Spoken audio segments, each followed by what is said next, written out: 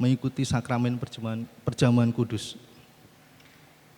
Mari kita awali ibadah kita. Di Jumat Agung ini, marilah kita mengingat kembali peristiwa kesengsaraan, penyaliban, dan kematian Tuhan Yesus di kayu salib di Golgota. Kiranya mata rohani kita dapat melihat betapa besar kasih dan pengorbanan yang telah Tuhan Yesus lakukan untuk menyelamatkan manusia berdosa. Marilah kita datang di bawah kaki salib Tuhan. Kita akan pujikan lagu dari PPR 1 nomor 27 bait pertama sampai ketiga. Di bawah salib Yesus.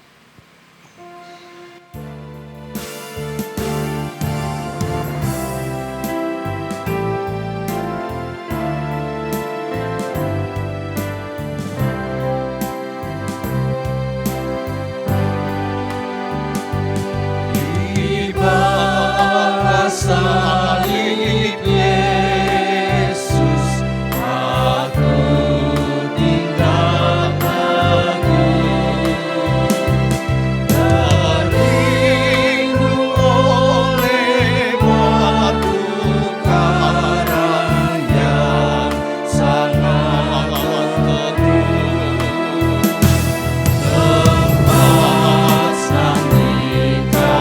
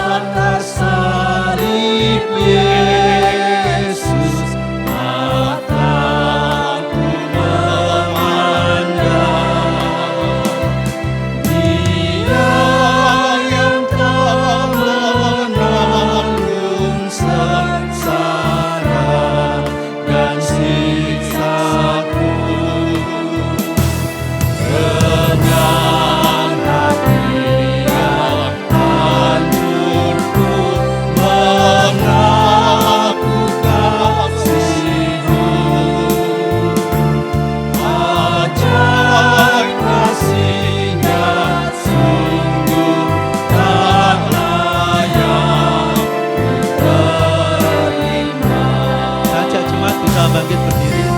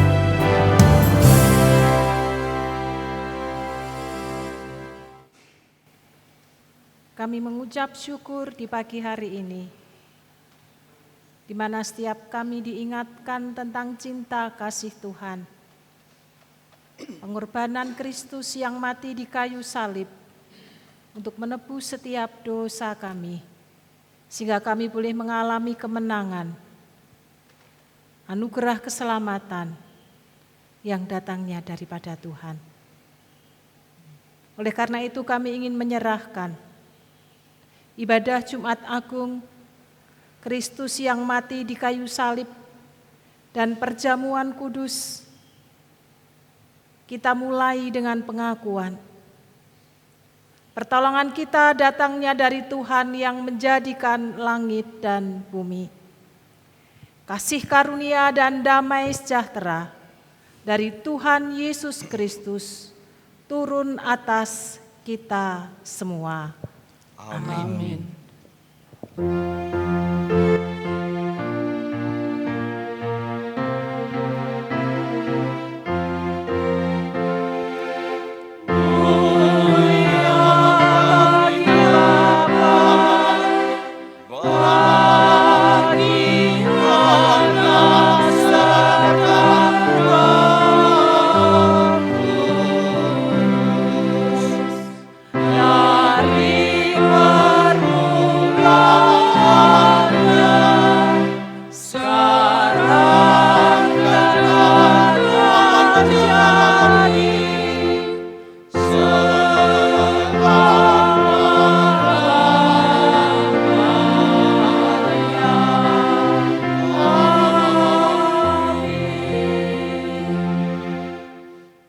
Injil Yohanes pasal 10 ayat yang ke-30. Aku dan Bapa adalah satu. Amin.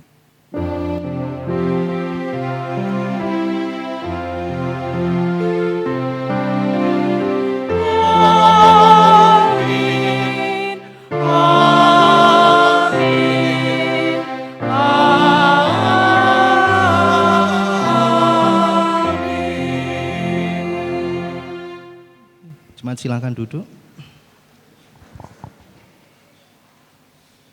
Kita lanjut dengan litani liturgi.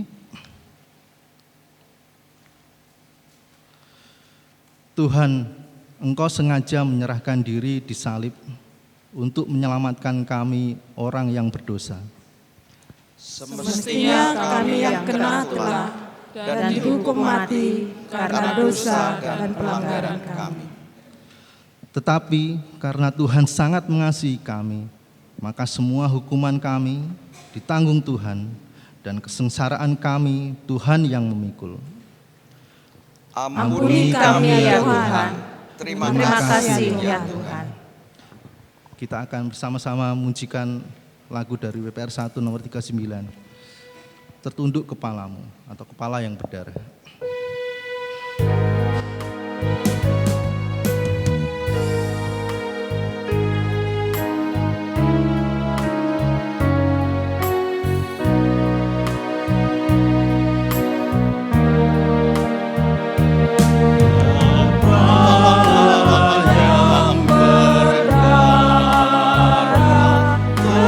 Tertunduk dan sedih.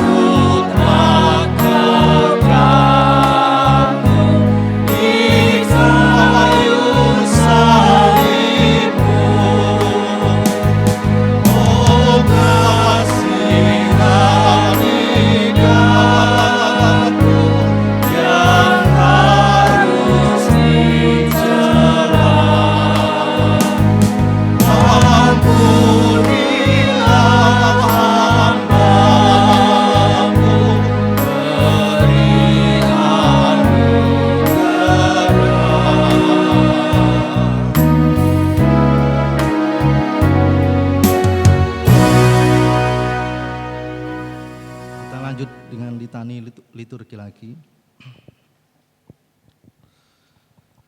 Saudara yang terkasih, mari kita mengaku dosa kepada Kristus yang tersalib. Kami mengaku di hadapan Tuhan atas dosa dan kesalahan kami.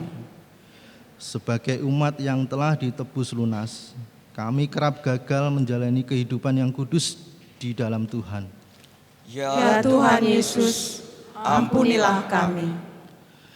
Kami mengaku meski kami telah diperdamaikan dengan Allah lewat darah Kristus, kadang kami masih hidup belum berdamai dengan Allah dan sesama kami. Ya Tuhan Yesus, ampunilah kami. Kami sebagai murid Kristus kadang gagal hidup meneladanimu dalam hidup kami. Kedagingan masih sering menguasai kami. Ya Tuhan Yesus, ampunilah kami. Berita anugerah. Efesus pasal 1 ayat 7 sampai dengan yang ke-8. Sebab di dalam Dia dan oleh darahnya kita beroleh penebusan, yaitu pengampunan dosa, menurut kekayaan kasih karunia-Nya yang dilimpahkannya kepada kita dalam segala hikmat dan pengertian. Amin. Terpujilah nama Tuhan. Kita akan mendengarkan firman Tuhan, kita akan siapkan diri kita akan pujikan satu lagu, Karena Salib-Mu.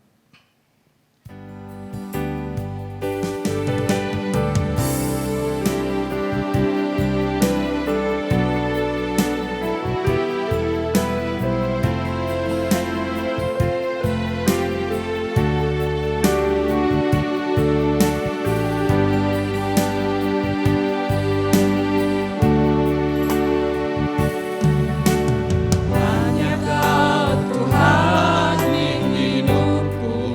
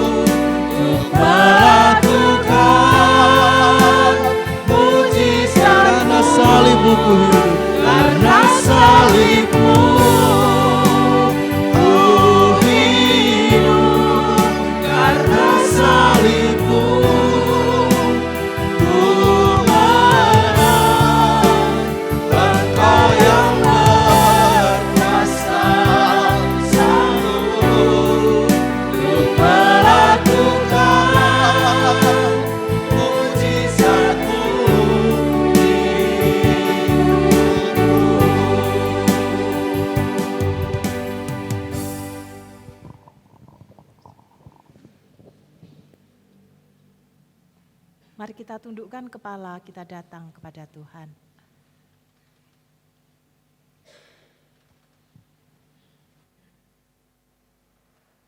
Tuhan yang berkorban bagi kami, yang mati di kayu salib, yang kami peringati di pagi hari ini.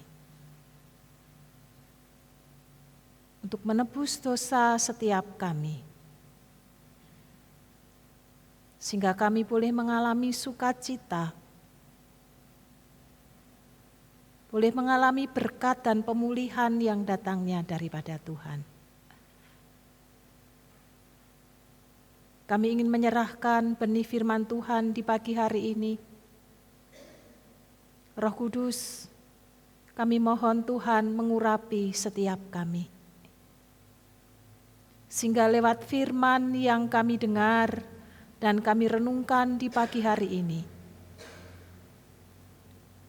sungguh membawa kami semakin mengerti arti anugerah keselamatan yang datangnya daripada Tuhan. Dan setiap kami mengamini serta menghidupi sebagai umat yang mengaku percaya kepada Kristus. Kami menyerahkan waktu ini sepenuhnya ke dalam tangan kasih Allah kami yang hidup, Tuhan Yesus Kristus.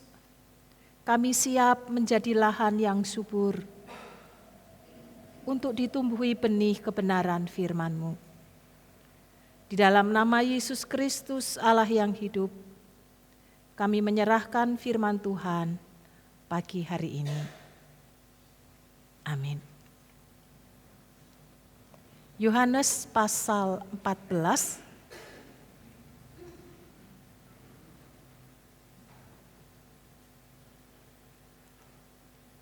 ayat yang ke-6.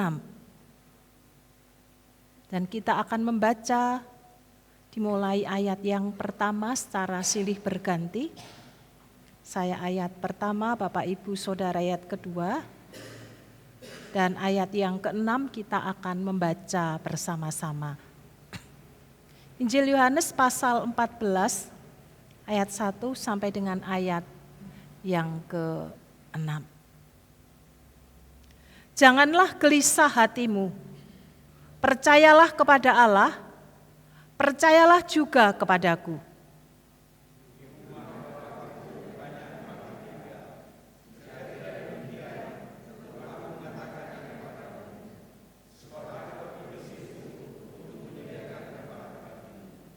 Dan apabila aku telah pergi ke situ dan telah menyediakan tempat bagimu, aku akan datang kembali dan membawa kamu ke tempatku, supaya di tempat di mana aku berada, kamu pun berada.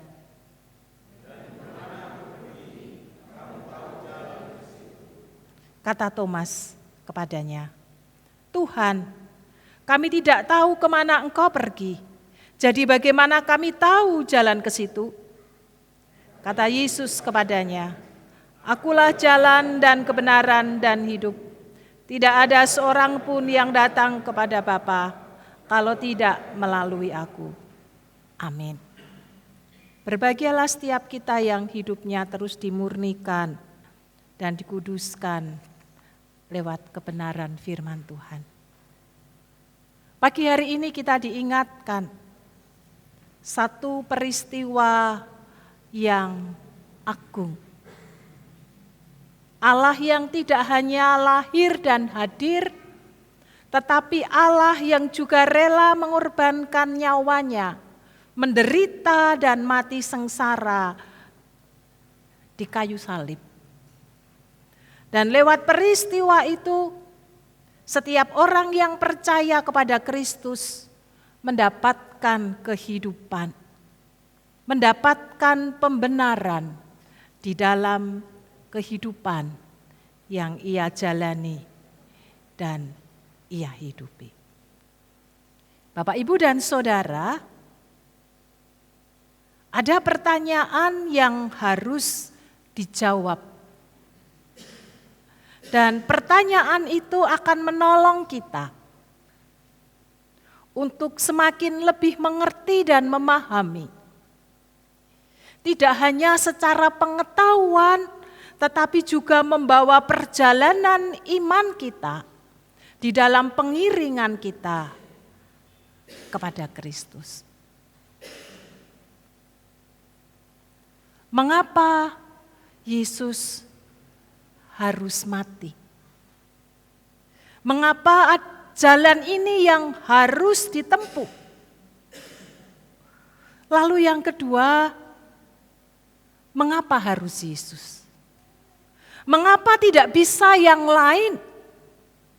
Apa istimewanya Yesus sehingga tidak bisa digantikan dengan yang lainnya? Ketika kita mendapatkan jawaban ini, maka akan menolong setiap kita. Pemahaman tentang iman yang mendasar di dalam pengiringan kita kepada Tuhan. Dengan tema yang kita renungkan sepanjang masa raya Paskah. Satu-satunya jalan keselamatan lewat kematian Kristus. Bapak, Ibu, dan Saudara, kalau kita mendengar kata harus, mengapa harus mati? Kata harus berarti satu syarat yang wajib untuk dipenuhi. Jika itu tidak dipenuhi, maka tidak ada makna dan tidak ada artinya.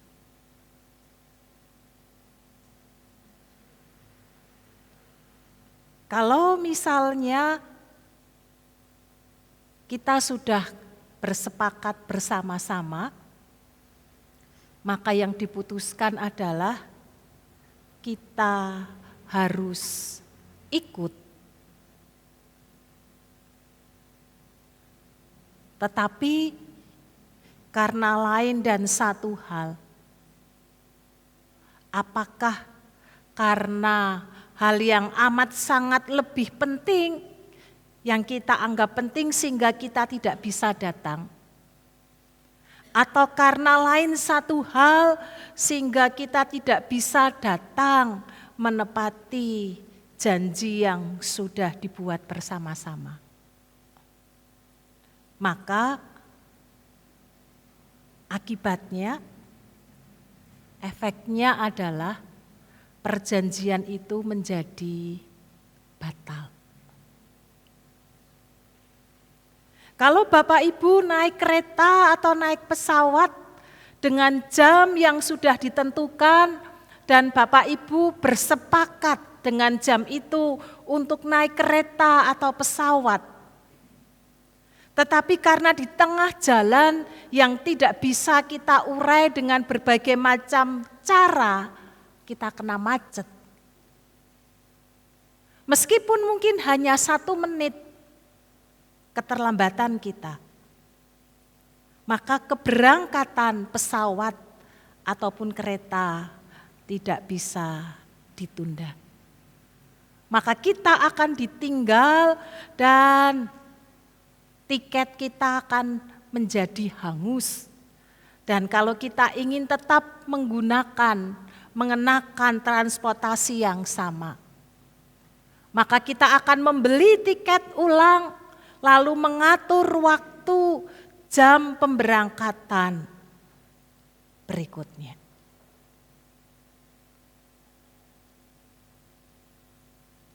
Sehingga kata harus tidak bisa diganti dengan alasan apapun. Demikian juga mengapa Kristus harus mati. Apakah tidak ada jalan dan solusi lain? Bukankah Kristus itu adalah Tuhan?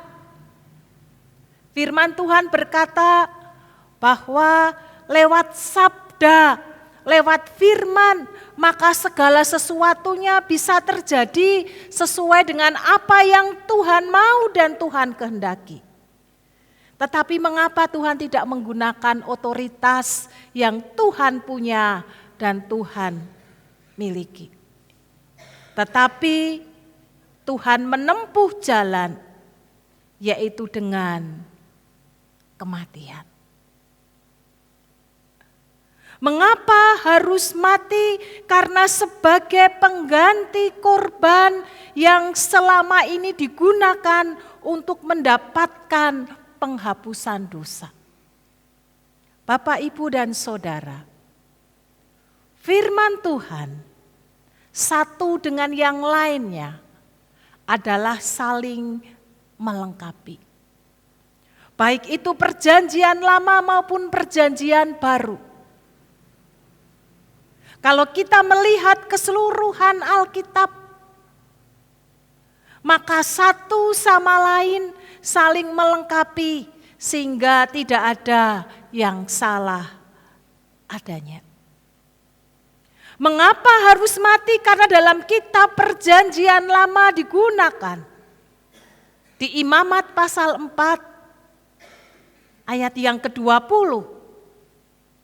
Ketika manusia jatuh ke dalam dosa, maka setiap orang yang melakukan dosa agar mendapatkan pengampunan, didamaikan dengan Allah, maka ia harus membawa kurban persembahan itu kepada imam untuk menebus dosa mereka.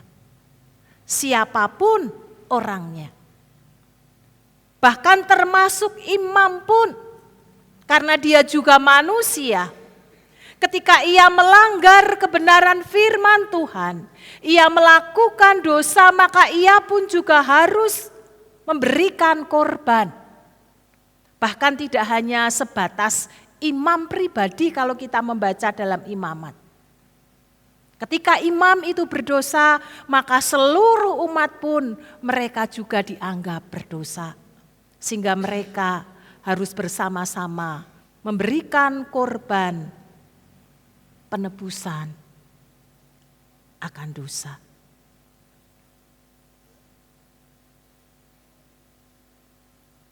Jika mereka tidak melakukan korban kepada Tuhan untuk menghapus dosa mereka, maka dengan sendirinya mereka akan mengalami konsekuensi dari perbuatan dosa yang ia lakukan.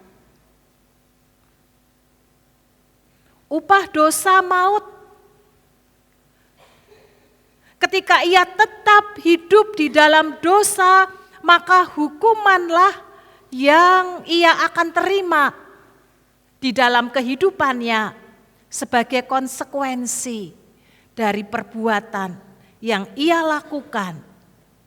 Ia harus bertanggung jawab terhadap pilihan-pilihan hidupnya. Agar manusia tidak mengulangi dosa yang sama, agar selalu diingatkan di dalam benak kepalanya, tetap menjaga hidup benar dan kudus di dalam Tuhan. Dan ketika mengorbankan korban persembahan kepada Tuhan, maka di kitab Imamat dijelaskan secara detail bagaimana caranya memberikan korban kepada Tuhan sebagai penghapus dosa. Yaitu lewat kematian seekor binatang. Lalu darahnya dicurahkan. Dan lewat pengorbanan inilah, lewat upacara inilah, kemudian dosa itu dihapus dan pengampunan yang daripada Tuhan diberikan. Kalau kita terus hidup di dalam kitab perjanjian lama, berapa korban yang harus kita persembahkan kepada Tuhan? Berapa beban yang harus dipikul oleh umat setiap waktu, setiap saat untuk dipersembahkan sebagai penghapus dosa mereka. Dan terus-menerus itu akan dilakukan. Dan itu pun tidak menyelesaikan akan dosa yang melekat dan membelenggu. Bapak, Ibu, dan Saudara, kalau kita jatuh ke dalam dosa, dalam satu dosa saja, tetapi kita tidak membereskan hidup kita di hadapan Tuhan, maka satu dosa itu akan terus-menerus kita lakukan di dalam kehidupan setiap kita. Orang yang jatuh dosa ke dalam perzinahan, orang yang jatuh dosa ke dalam pengelolaan keuangan, maka kalau Bapak Ibu Saudara perhatikan, ia akan jatuh ke dalam dosa yang itu saja. Meski kemudian ia sadar, ia mengakui sesuatu yang tidak benar, itu sesuatu yang salah. Tetapi juga itu juga yang akan kembali dilakukan di dalam kehidupannya. Kenapa? Karena kuasa dosa sudah mengikat dan membelenggunya, sehingga ia tidak bisa bebas, ia tidak bisa keluar, meskipun hati, kehendak, dan keinginannya ingin bebas dan keluar dari situ. Tetapi toh kemudian terjerumus kepada hal yang itu saja. Oleh karena itu perlu Kristus yang benar-benar membasuh, memurnikan, melepaskan, membebaskan. Yang sifatnya tidak hanya sewaktu ketika kurban itu dipersembahkan dan sesudah itu masing-masing akan mempertanggungjawabkan hidupnya kepada Tuhan.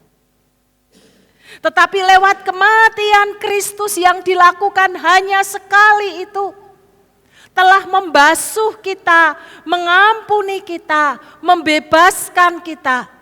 Sehingga orang yang di dalam Kristus, maka ketika ia jatuh ke dalam dosa, ia akan bisa bangkit. Orang yang benar-benar di dalam Kristus hidupnya, maka setiap kali ketika ia akan melakukan dosa yang sama, Roh Allah, Roh Kudus akan berbicara. Kalau kita memberi tempat kepada Roh Allah bekerja dalam kehidupan kita, maka pikiran-pikiran yang tidak benar, hal-hal yang kotor, yang hendak mempengaruhi hidup kita, yang hendak menarik kita, hanya lewat dan lalu saja. Kita akan menjadi pemenang karena ada Roh Kudus yang menolong dan memimpin kita. Pengorbanan yang hanya sekali, yang sekian ratus, sekian ribu tahun lalu dilakukan oleh Kristus dan kita peringati di pagi hari ini, memberi jaminan kepada kita. Penebusan, pengampunan itu menjadi bagian hidup orang-orang yang percaya kepada Kristus dari waktu ke waktu, dari zaman ke zaman, dari abad ke abad. Hidup bukan kedagingan lagi yang menguasai diri kita, tetapi Kristus lewat Roh Kudus yang Tuhan beri dan anugerahkan kepada setiap kita. Inilah yang menjadi pembeda korban di dalam kitab Perjanjian Lama dan digantikan dengan korban yang dilakukan oleh Kristus lewat kematiannya di kayu salib. Pertanyaan yang kedua adalah, mengapa harus Yesus? Mengapa tidak bisa diganti dengan yang lainnya dalam konteks waktu itu, zaman itu? Mengapa harus pribadi daripada Yesus sendiri? Bapak, Ibu, dan Saudara, kalau seandainya Yesus itu adalah sama seperti kita, dalam artian manusia biasa, maka juga tidak ada bedanya, maka pengorbanan yang dilakukan oleh Yesus adalah sia-sia. Kalau orang lain yang menggantikan, yang hidupnya juga saleh dan baik, yang menjadi korban persembahan, maka juga tidak akan memberi efek sesuatu, baik kepada dirinya maupun kepada orang lain. Tetapi karena Kristus adalah Allah, karena Kristus adalah Allah, sehingga Kristus berbeda dengan manusia yang lain. Allah yang menjelma menjadi manusia. Di mana ayat yang menyebutkan bahwa Kristus adalah Allah? Di dalam kitab yang sama di Injil Yohanes, Bapa dan Aku adalah satu. Pasal 30, pasal 10, ayat yang ke-30. Yesus sendiri yang menyatakannya. Bapak Ibu, kalau Kristus bukan Allah, kalau Kristus hanya mengaku-ngaku sebagai Allah, maka konsekuensinya sangat berat. Kita melihat di dalam kitab-kitab Perjanjian Lama yang menjadi rujukan kita. Kalau seseorang tidak hanya sekedar mengaku sebagai Allah, tetapi ia mengabaikan firman Allah saja, apa yang terjadi atas mereka? Saul kemudian ditolak oleh Tuhan menjadi raja. Karena dia mengambil bagian tugas yang semestinya ia tidak lakukan. Tapi karena keegoisannya, ketakutannya bukan kepada Tuhan, tetapi kepada umat yang menjadi pengikutnya. Sementara mereka sudah mulai meninggalkan Saul. Lalu ia mengambil inisiatif memberikan korban persembahan kepada Tuhan, yang semestinya bukan menjadi tugas dan tanggung jawabnya. Dia tidak tahan menunggu sebentar waktu Samuel, tapi karena matanya melihat orang-orang yang mengaguminya, yang menjadi pengikutnya mulai tidak percaya, mulai meninggalkan dia. Sehingga untuk mempertahankan kekuasaannya, bukan untuk menghormati Allah, maka ia melakukan apa yang tidak menjadi tugas dan tanggung jawabnya. Ada banyak di Alkitab menceritakan orang yang menganggap dirinya Allah, maka dia akan mendapatkan kutuk, mendapatkan laknat, mendapatkan hukuman, untuk menyatakan kemahakuasaan Allah bahwa dia bukan Allah dan Allah tidak bisa dipermainkan. Bahkan dalam kitab Perjanjian Lama, untuk menyebut Allah, untuk menyebut Tuhan, mereka sangat menghormati. Sehingga kemudian dengan penuh rasa hormat, untuk setiap kali ingin menyebut nama Allah, maka ia menuliskan dengan huruf mati YHWH. Betapa agung dan mulianya. Dan di kitab Injil ini Yesus mengikrarkan, menyatakan dirinya bahwa Yesus dan Allah Bapa adalah satu. Tidak hanya berhenti sampai di situ bahwa Yesus adalah Allah, maka dalam teks yang kita renungkan bersama-sama di ayat yang ke-9 dituliskan, barang siapa telah melihat aku, ia telah melihat Bapa. Thomas bertanya, murid-murid yang lain bertanya. Lalu Yesus memberikan jawaban yang jelas bahwa Yesus dan Bapa adalah satu dan lewat Kristus itulah Allah yang lahir ke dalam dunia ini.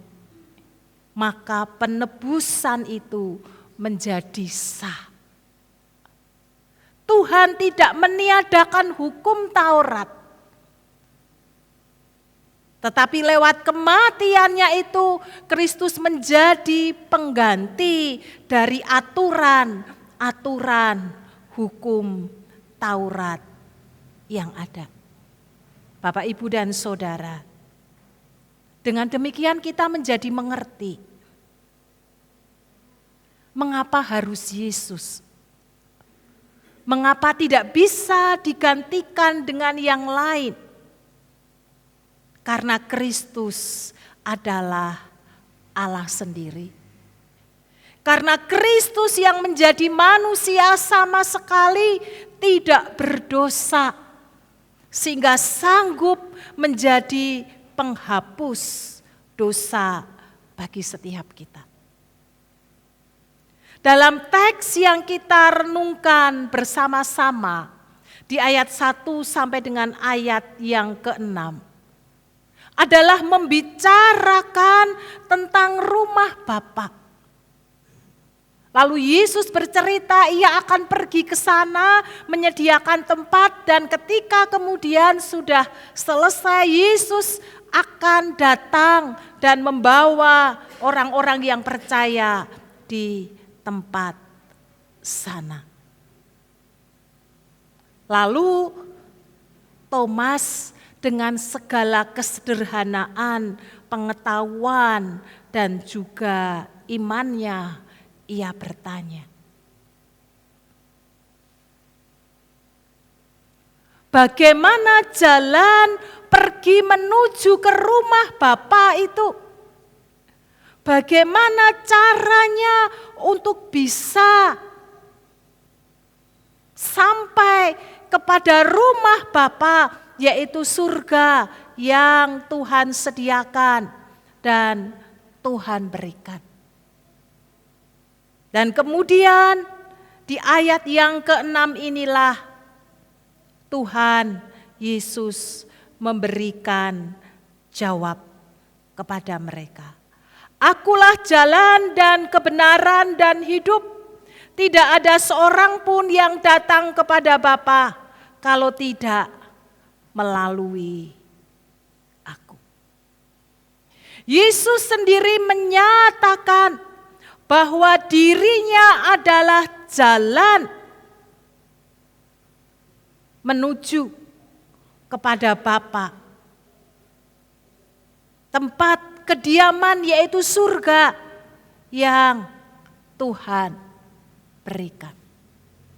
Tidak hanya sekedar Tuhan menunjukkan ini jalannya, tetapi Tuhan sendiri adalah jalan menuju kepada Bapa di surga. Banyak orang hanya menjadi maklar. Mereka hanya menyampaikan, mereka hanya menunjukkan, tetapi ia sendiri tidak ada dan tidak hadir di dalamnya. Orang bisa menceritakan bagaimana caranya, jalannya, tetapi tidak memberi jaminan 100% pasti akan berhasil di dalamnya. Tetapi karena Kristus adalah jalan itu sendiri, maka membawa kita, siapa yang percaya kepadanya, maka akan mendapatkan keselamatan. Tetapi jalan yang dibawa oleh yang lainnya selain daripada Kristus. Firman Tuhan katakan, ada jalan yang disangka orang lurus, tetapi ujungnya membawa kepada maut. Tetapi kalau jalan yang dibawa oleh Kristus, maka akan membawa kepada kebenaran, kehidupan. Karena Kristus sendiri itu adalah kebenaran. Tidak hanya ia mengajarkan tentang kebenaran, tetapi diri Kristus sendiri itu adalah kebenaran yang sesungguhnya. Dan kebenaran yang dibawa oleh Kristus, maka akan membawa kita kepada kehidupan. Sehingga Kristus menyatakan dirinya, akulah jalan dan kebenaran dan kehidupan. Bukan hanya sebatas kehidupan,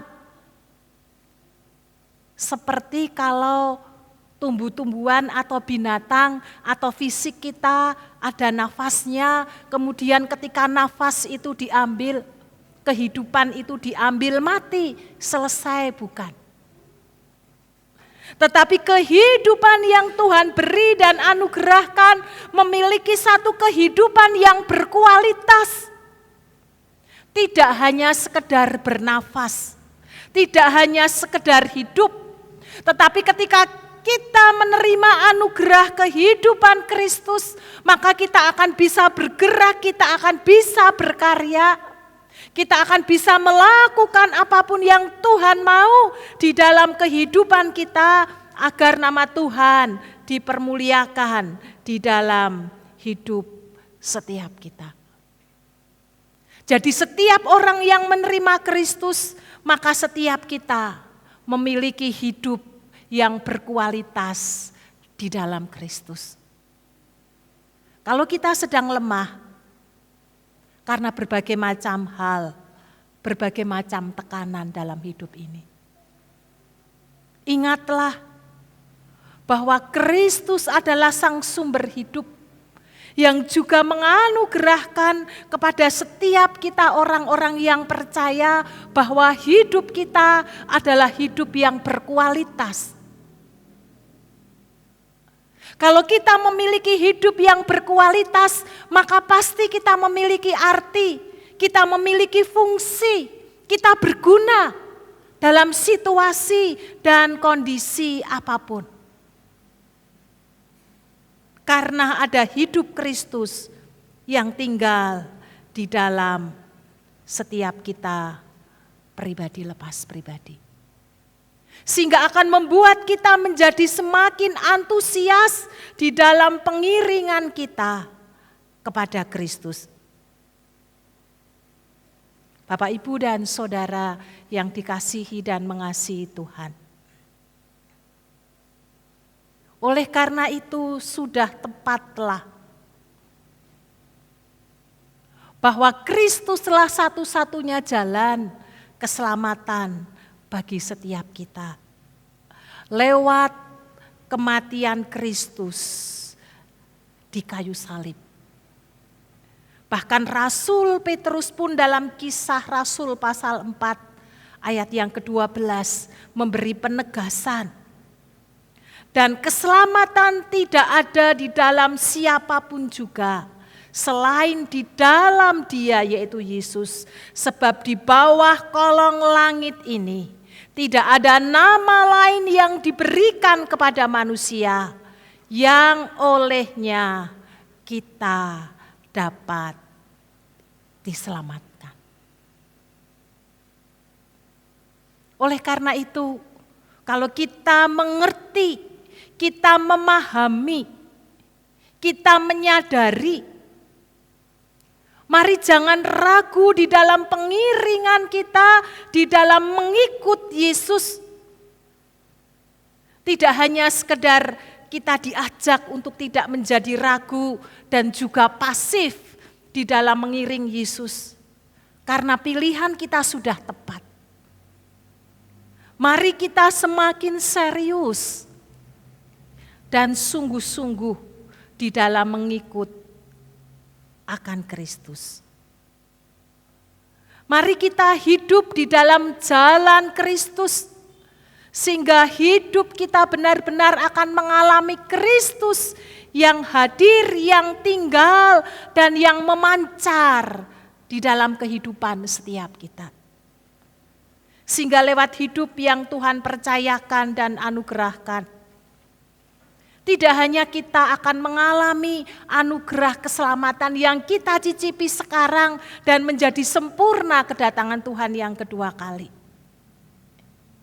Tetapi kita juga diajak bersama-sama mendapat tugas dan tanggung jawab mewartakan kasih Kristus sehingga dunia tidak menjadi binasa. Amin. Mari kita tundukkan kepala, kita datang kepada Tuhan. Terima kasih Tuhan membuka mata jasmani dan rohani kami. Tuhan membuka pengetahuan kami dan menambah-nambahkan iman kami.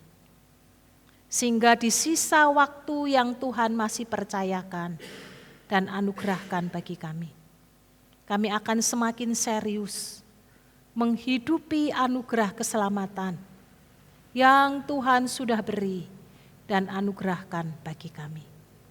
Di dalam nama Yesus Kristus kami mengucap syukur untuk sabda kebenaran firman Tuhan pagi hari ini. Amin.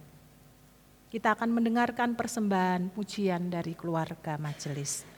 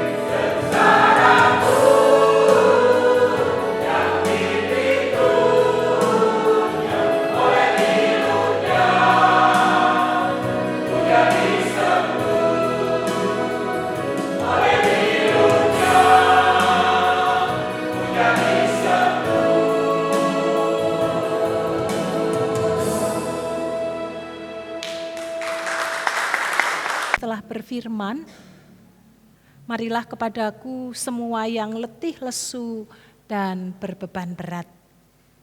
Aku akan memberi kelegaan kepadamu. Sakramen perjamuan kudus ini disediakan bagi setiap kita yang sudah dibaptis dan sungguh-sungguh mengakui bahwa dirinya berdosa dan mau bertobat untuk menyerahkan hidupnya pada pemeliharaan akan Allah. Datanglah, ambillah perjamuan Tuhan dengan iman, melalui persekutuan dalam tubuh Kristus sambil mengucap syukur. Firman Tuhan berkata demikian. Sebab setiap kali kamu makan roti ini dan minum cawan ini, kamu memberitakan kematian Tuhan sampai Ia datang. Jadi barang siapa dengan cara yang tidak layak makan roti atau minum cawan Tuhan, ia berdosa terhadap tubuh dan darah Tuhan. Karena itu hendaklah tiap-tiap orang menguji dirinya sendiri, dan baru sesudah itu ia makan roti dan minum dari cawan itu.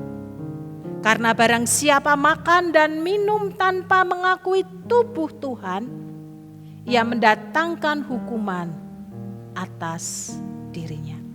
Saya undang Bapak Ibu bangkit berdiri. Mari sekali lagi kita datang kepada Tuhan.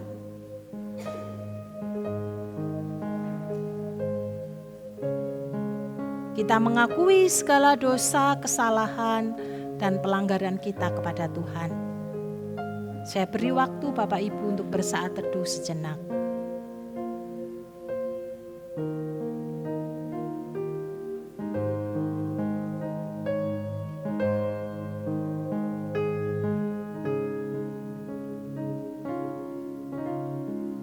Bapa yang Maha Kasih, yang hadir di dalam dunia, pagi hari ini kami peringati akan kematian pengorbanan Kristus di kayu salib.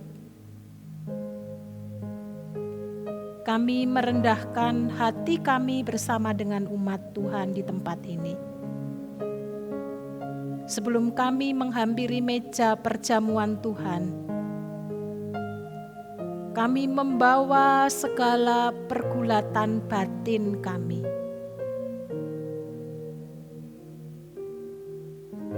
Kami mengakui segala dosa, kesalahan, dan pelanggaran kami, baik di hadapan Tuhan maupun di hadapan sesama kami. Maka kiranya melalui perjamuan kudus di pagi hari ini, hidup setiap kami diperdamaikan melalui penebusan Kristus Yesus. Amin. Silakan duduk Bapak Ibu.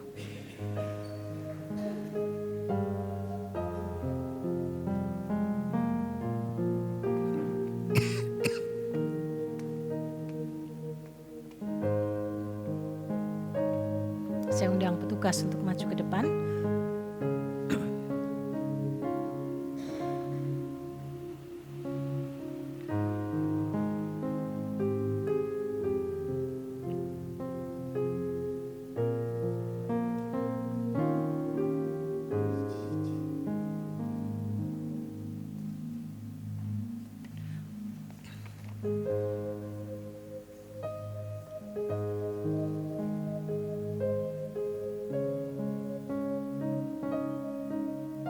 Mari kita akan datang kepada Tuhan sekali lagi, agar lewat hosti dan juga anggur yang akan kita gunakan sebagai sarana perjamuan kudus, sebagai lambang tubuh dan darah Kristus, disucikan dan dikuduskan oleh Tuhan.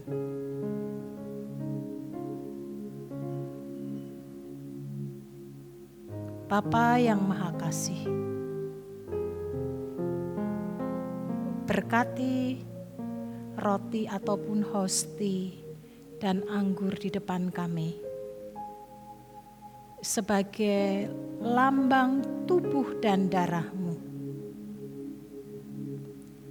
Selagi kami mengenang penderitaan-Mu, kami menerima kehidupan Kristus. Kiranya pikiran Kristus menjadi pikiran kami. Hidup Kristus menjadi hidup kami. Dan kasih Kristus menjadi gaya hidup kami. Layakkanlah kami makan dan minum bersama, serta layakkanlah hamba-Mu menerimakan sakramen perjamuan kudus bagi umat-Mu di pagi hari ini. Di dalam nama Tuhan Yesus Kristus, Sang Penebus, kami mohon. Amin.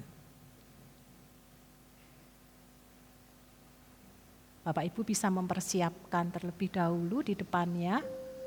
Apakah sudah ada? Oh, sorry ya. Ada di depan. Mari kita mempersiapkan hati kita kepada Tuhan. Pada waktu Yesus diserahkan, Ia mengambil roti dan sesudah itu Ia mengucap syukur. Ia memecah-mecahkannya dan berkata, "Inilah tubuhku yang diserahkan bagi kamu. Perbuatlah ini menjadi peringatan akan aku."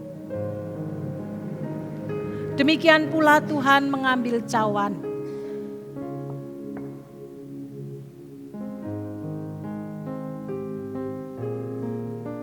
Sesudah Ia makan, lalu Ia berkata, "Cawan ini adalah perjanjian baru yang dimeteraikan oleh darahku.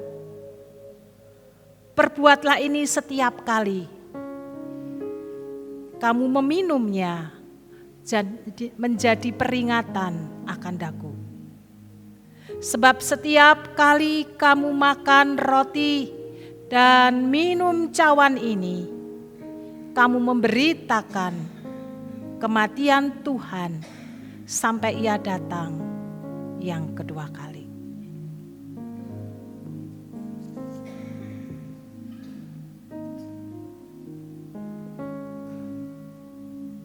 Layanilah mereka dengan kasih. Layanilah mereka dengan kasih. Layanilah mereka dengan kasih. Layanilah mereka dengan kasih.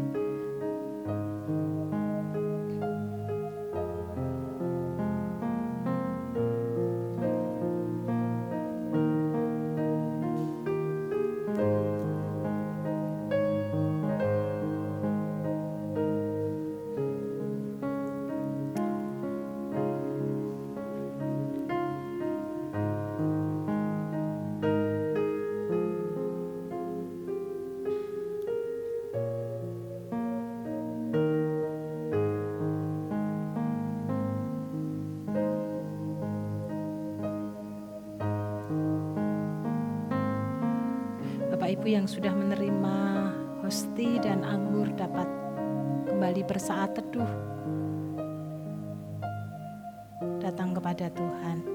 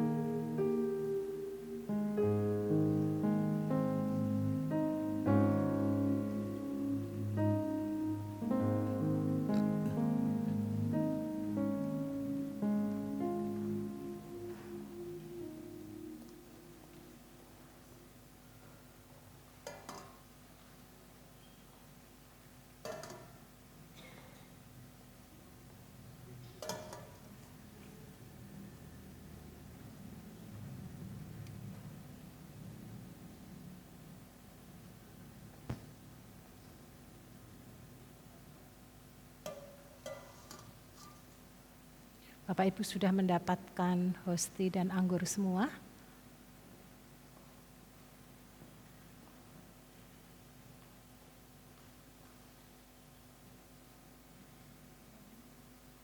Sebelum kita makan roti dan minum anggur yang sudah disucikan dan dikuduskan oleh Tuhan, saya beri waktu sejenak. Bapak Ibu dapat melihat ayat yang ada di hosti.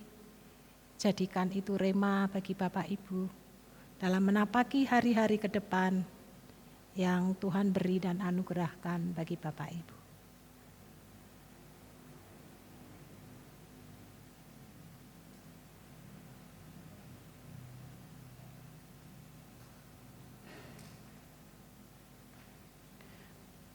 Mari kita mengangkat hosti kita.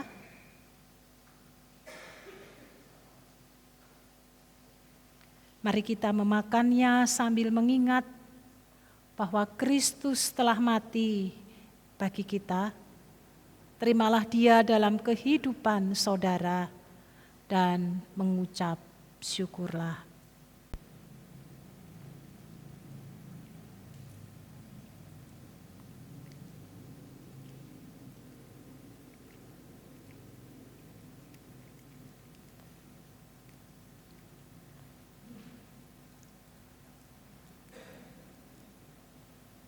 Mari kita mengangkat anggur dan kita meminumnya sambil mengenang pengorbanan Kristus. Terimalah Dia di dalam hatimu dengan penuh rasa syukur. Dalam nama Tuhan Yesus Kristus.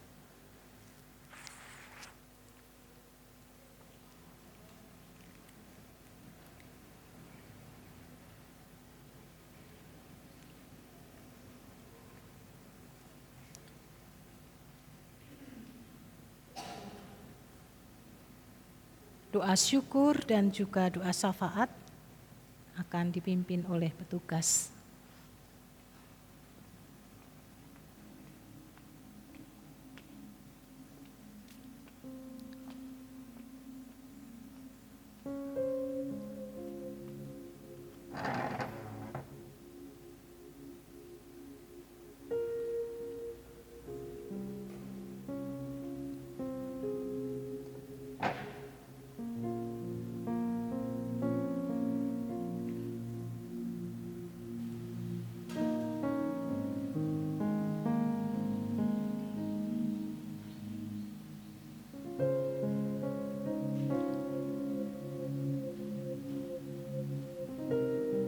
Salah seorang majelis akan menaikkan doa syukur dan menaikkan doa syafaat.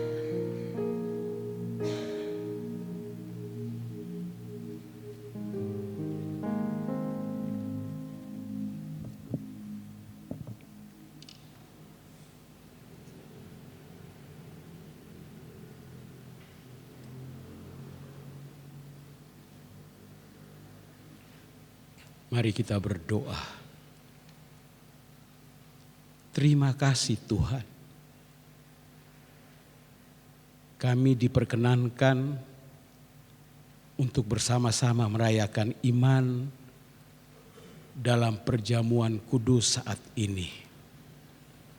Tubuh dan darah yang suci itu mengubah, memperbaharui, menebus kami. Ampuni kami Bapa. Pakailah kami, hidup kami, pelayanan kami untuk sepenuhnya bekerja bagi hormat dan kemuliaan nama Tuhan. Ya Bapa, saat ini bersama-sama kami berdoa bagi gereja kami dengan segala program, segala rencana kegiatan.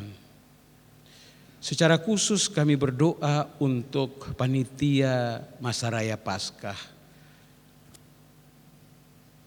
Kami menyerahkan rangkaian kegiatan kami di hari Minggu untuk merayakan kebangkitan Kristus bersama-sama dengan seluruh jemaat di Gua Manik. Tuhan berkati segala persiapan, segala perjalanan dan juga kegiatan-kegiatan kami. Biarlah semuanya akan berjalan dalam kasih, pertolongan dan penyertaan Tuhan. Tuhan, saat ini juga bersama-sama kami menyerahkan Yayasan Ester Bangsri dengan semua kegiatan pelayanannya. Secara khusus bagi TK dan PAUD, bagi para guru, siswa, orang tua yang mempercayakan anak-anaknya untuk dibimbing dan dibina, baik pengetahuan maupun terutama iman dan percaya kepada Tuhan Yesus yang semakin kuat dan semakin bertumbuh. Berkati setiap kebutuhan mereka. Kami percaya bahwa tangan berkat Tuhan senantiasa mencukupkan. Terima kasih ya Tuhan. Bersama-sama saat ini juga kami berdoa dan menyerahkan pergumulan jemaat-jemaat kami yang karena kondisi tubuh tidak dapat beribadah bersama kami. Bagi mereka yang sakit dan lemah, kami percaya di dalam nama Yesus, darah Yesus menyucikan, darah Yesus menyembuhkan, darah Yesus memulihkan. Secara khusus kami berdoa untuk Ibu Rena dalam masa pemulihan dan penyembuhannya. Dalam nama Yesus, mujizat itu terus terjadi. Amin. Demikian juga untuk Yesus. Terima kasih ya Bapa. Kami juga menyerahkan para orang tua kami yang karena usia mengalami kelemahan tubuh. Tuhan, roh sukacitamu senantiasa hadir dalam setiap kehidupan mereka. Iman percaya mereka senantiasa dikuatkan.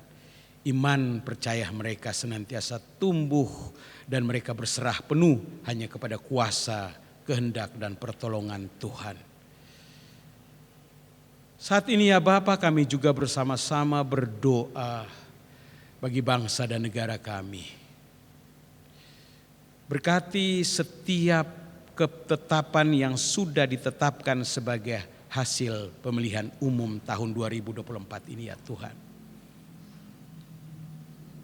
Bagi calon yang memenangkan pemilihan, bagi mereka yang sudah ditetapkan secara resmi sebagai anggota parlemen, baik itu DPR maupun DPD. Tuhan, pakai mereka sebagai perwakilan dari masyarakat yang secara adil dan bijaksana mengurus negara dan bangsa yang besar dengan kemajemukan ini. Berkati mereka dengan hikmat yang dari Tuhan saja untuk menyelenggarakan seluruh roda pemerintahan ini dengan jujur dan berpihak kepada seluruh lapisan masyarakat. Indonesia, negara yang kami cintai ini, adalah negara yang terus diberkati Tuhan. Amin.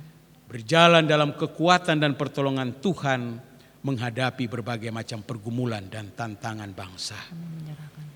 Terima kasih Tuhan. Kami menyerahkan kabupaten kami tercinta, Kabupaten Jepara dengan segala pergumulannya. Tuhan berkati setiap pemimpin mulai dari tingkat kabupaten hingga RT. Pakai mereka dengan bijaksana untuk melayani seluruh masyarakat, mengedepankan keadilan dan kesejahteraan untuk seluruh warga yang ada di Jepara ini. Berkati kami dengan kedamaian, hubungan satu dengan yang lain dengan penuh persaudaraan dalam sukacita dan menjalani kehidupan ini dalam berkat dan pertolongan Tuhan. Terima kasih Tuhan Yesus. Saat ini juga dari tempat duduk kami masing-masing, dari pribadi lepas pribadi, ada begitu banyak pergumulan kami. Tuhan, Engkau Maha mengetahui. Kami percaya bahwa kehendak-Mu dan jalan keluar terbaik, jawaban-jawaban doa dari setiap pergumulan pasti Ya dan amin. Kami berserah sepenuhnya. Mampukan kami untuk terus patuh dan berserah hanya kepada kuasa dan kehendak Tuhan. Di dalam nama Tuhan kami Yesus Kristus yang mengajarkan kami berdoa. Bapa kami yang di sorga, dikuduskanlah namamu, datanglah kerajaanmu, jadilah kehendak-Mu di bumi seperti di surga. Berikanlah kami pada hari ini makanan kami yang secukupnya, dan ampunilah kami akan kesalahan kami, seperti kami juga mengampuni orang yang bersalah kepada kami. Dan janganlah membawa kami ke dalam pencobaan, tetapi lepaskanlah kami daripada yang jahat. Karena Engkaulah yang mempunyai kerajaan, dan kuasa, dan kemuliaan sampai selama-lamanya. Amin.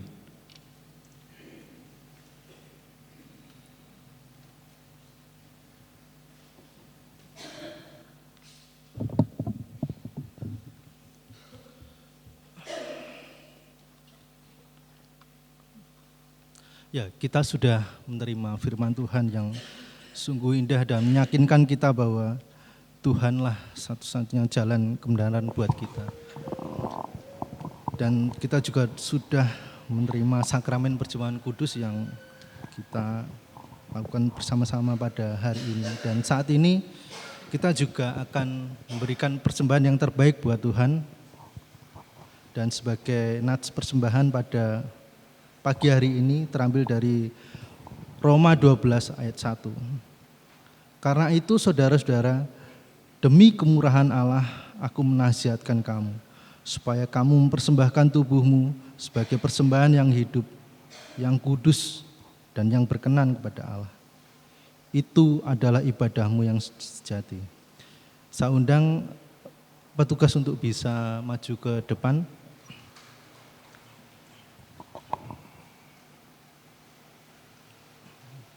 Dan saya undang juga jemaat untuk bisa bangkit berdiri. Kita akan serahkan persembahan kita kepada Tuhan. Mari kita berdoa. Sungguh kami mengucap syukur ya Tuhan kepada Engkau karena Engkau telah menebus kami. Engkau telah rela mati di kayu salib bagi seluruh pelanggaran dosa kami ya Tuhan. Engkau telah menghapuskan seluruh dosa kami dan pelanggaran kami. Kami mengucap syukur ya Tuhan untuk itu. Dan saat ini ya Tuhan kami hendak mengucapkan syukur ya Tuhan kepada Engkau lewat persembahan yang hendak kami berikan pada pagi hari ini. Berkati persembahan ini ya Tuhan, biarlah persembahan ini hanya untuk kemuliaan nama-Mu saja. Berkati tangan-tangan yang memberi dan berkati tangan-tangan yang mengelola persembahan ini. Di dalam nama Tuhan kami Yesus Kristus kamilah berdoa. Amin.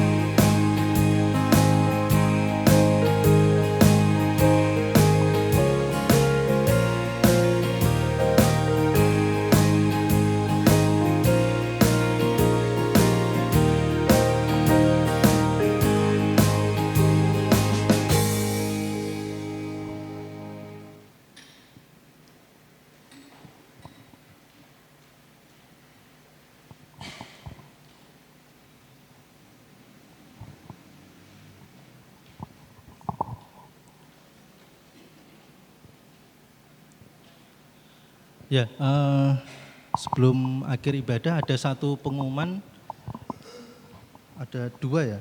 Yang pertama untuk komisi anak, nanti siang jam 9 ada ibadah komisi anak.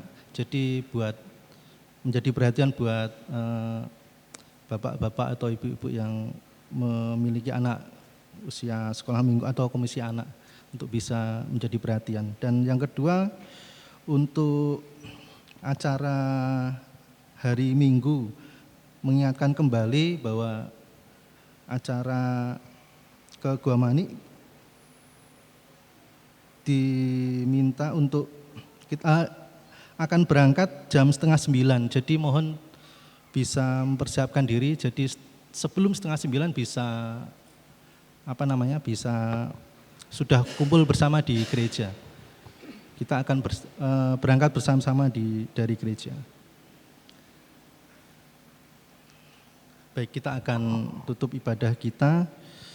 Tuhan sudah melakukan pengorbanan yang terbesar, termulia bagi kita untuk menebus segala dosa dan pelanggaran kita. Mari kita jangan pernah untuk melihat ke belakang lagi, karena kita sudah ditebus oleh Tuhan. Jangan pernah melihat atau kembali ke masa lalu kita yang penuh dosa. Marilah kita selalu memandang ke depan, karena seharusnya di depan adalah salib Kristus yang akan selalu kita ikuti senantiasa. Kita akan pujikan satu pujian, Dalamnya Kasih.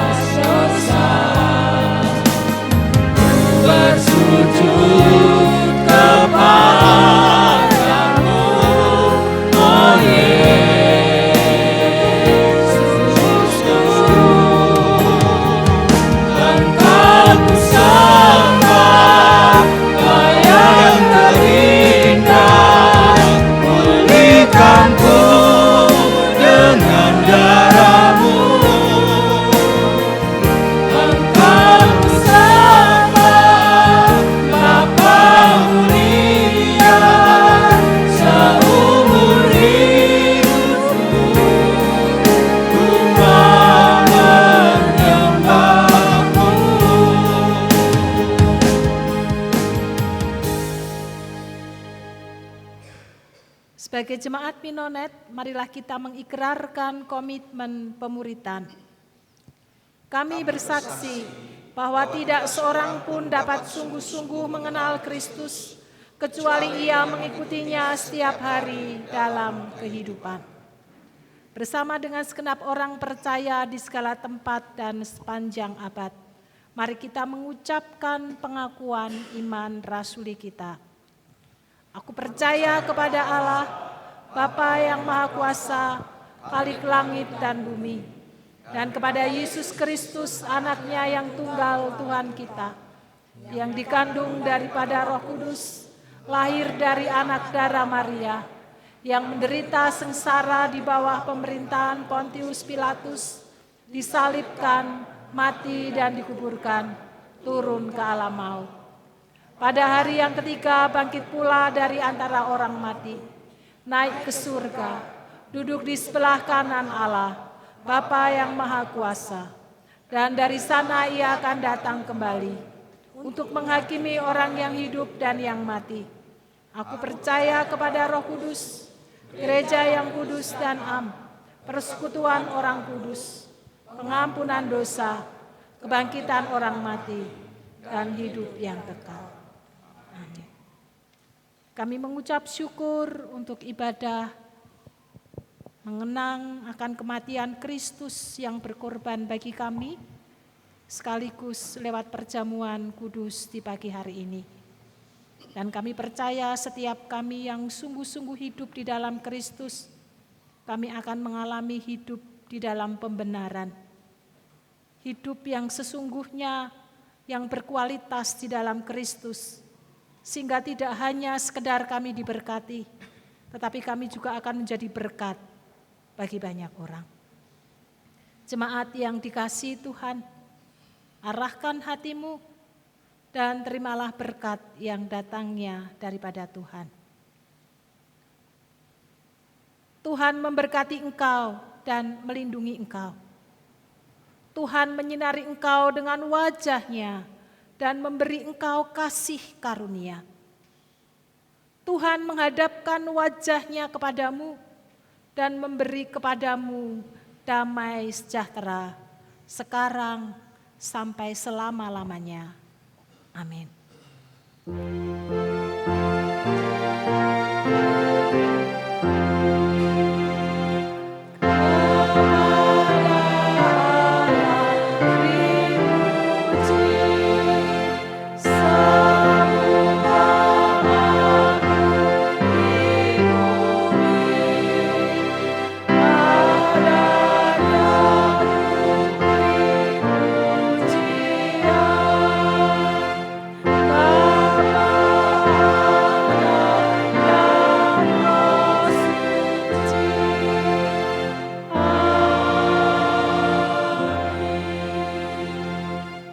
Silakan bersatu teduh.